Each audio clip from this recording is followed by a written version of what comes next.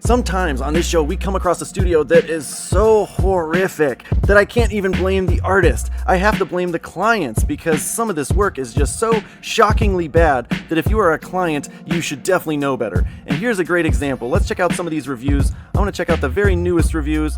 Here's a 5-star review and look at the work that was done. Oh wow, just horrible line work. He's going over it multiple times. Very, very shaky. The scratchy shading in the background is just rough. Here's another example. What even is going on here? Look at this weird shaking and dots and scribbles in the background. The line work is much darker than the actual black fill-in. It's very patchy fill-in. So there's just so much wrong with these, but for some reason, sometimes clients think this is 5-star work. Here's another example. Look at this.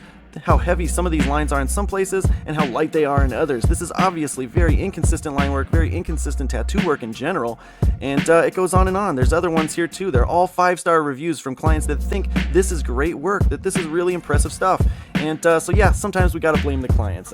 Stick around, we're gonna do a deep dive on this one.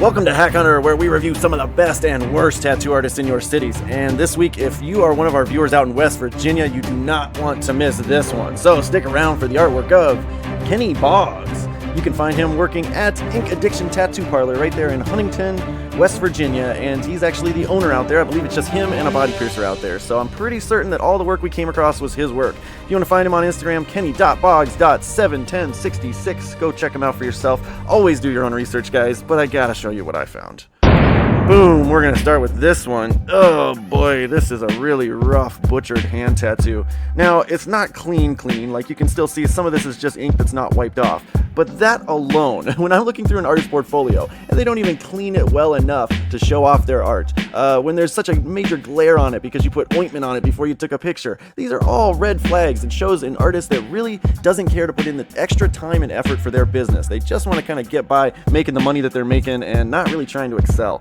And a lot of the artwork I saw in his portfolio was really old school, kind of almost biker-esque kind of artwork.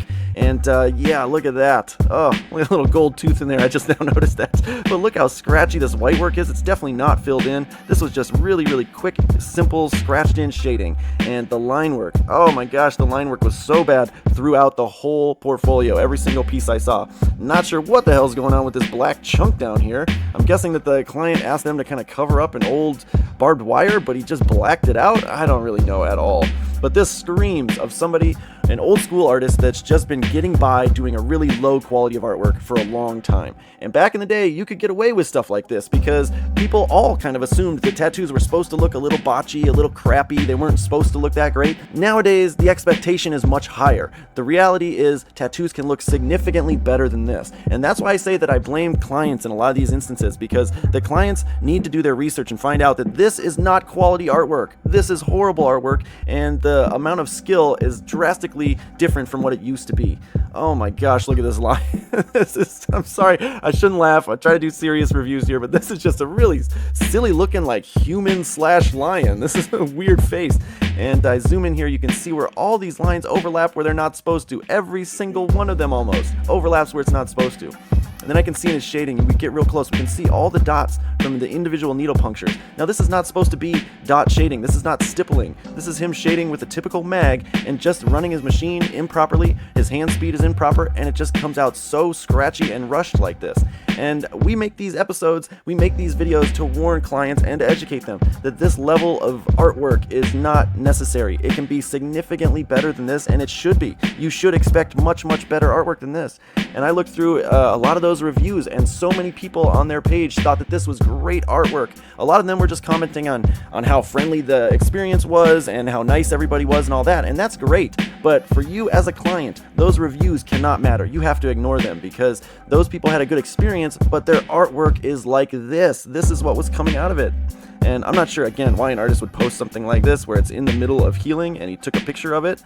But yeah, you can see this is just so strange. Why is he tattooing like this? This is so scribbly. It's like he's trying to do realism, but he's putting in the bare minimum amount of effort to tattoo this person. It's just shocking to me that anybody would call this 5-star work. Even the smaller pieces like this, look how botched that lettering is. Look at that. A lot of these lines are not even to the proper depth. you got to keep in mind a lot of this redness, well, all of this redness is going to disappear when it heals, and there's going to be nothing left except for some light scribble. And especially in lines like this, these lines are not going to be there when it heals. And is this supposed to be Byron?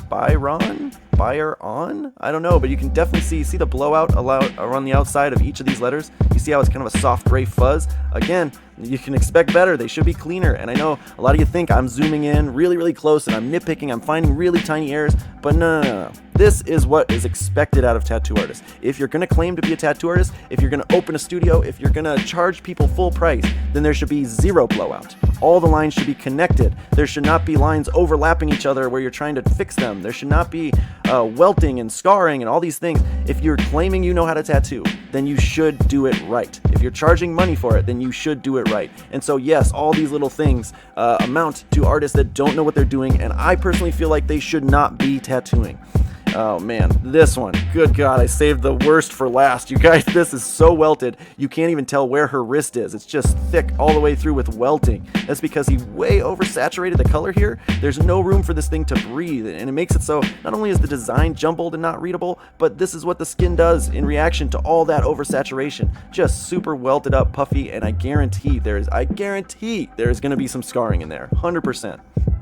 Now, yellows often give people a tell, and I want to point this out. When an artist posts yellows like this in their portfolio, but they're coming out orange like this, that's because they're overworking it too much to where all you're seeing is too much blood mixed in there, and so the yellow turns orange really quick. And if they can't get in and get out precisely, quickly, and evenly, then you're going to end up with this, a really kind of overworked yellow that looks orange, and by the time it heals, barely any of that ink will be able to stay in the skin.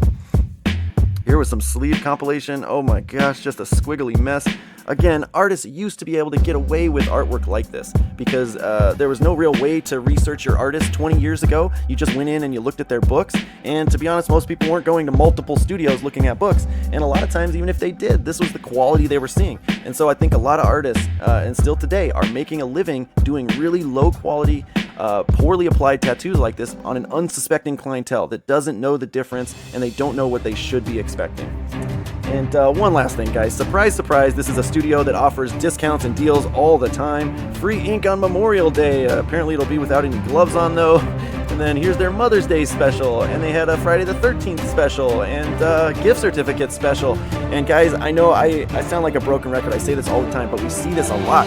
Studios that are posting deals all the time are usually desperate for clients, okay? Now, not every studio that posts a deal is going to be a hack artist. Obviously, I've posted deals in the past, customer appreciation deals or whatnot, or maybe you open a new studio and you posted a discount to get clients in the door. But if you're seeing your local studio post these deals over and over again, there's usually a reason why.